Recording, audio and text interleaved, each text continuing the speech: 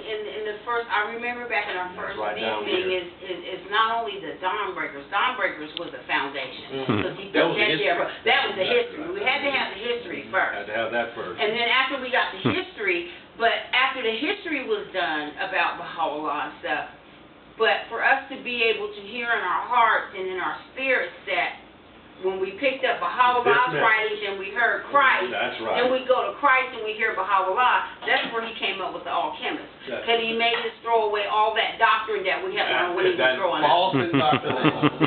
The doctrine. He said, you're going to throw all that stuff away. He said, you're going to clear your mind. You're going to get purified, too, because that's how we got to keep being taught the alchemist. Once we got through and we prayed and everything about that, then we were able to see the comparison. That's correct.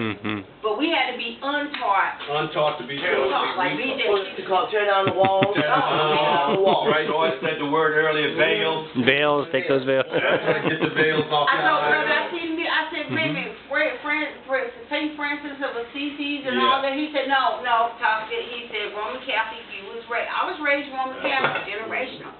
So you know I was taught doctrine and stuff, and my grandmother, that's what she taught me, but she brought me down a spiritual path. And that's what he helped me understand what Baha'u'llah said. Don't throw that away.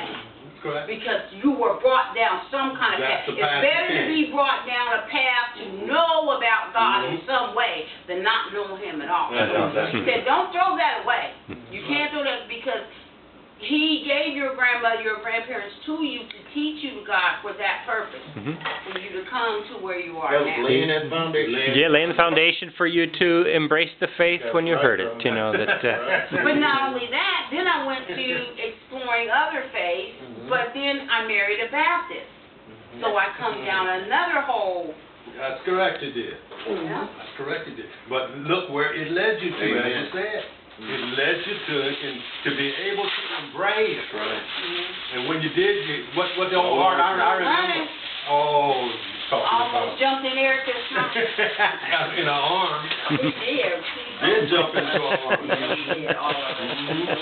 Listen to what this is saying. Talk about the same thing he's talking about. It said, I read about the golden age, destined to witness the emergence of a world-embracing order, enshrining the ultimate fruit of God's latest revelation to mankind.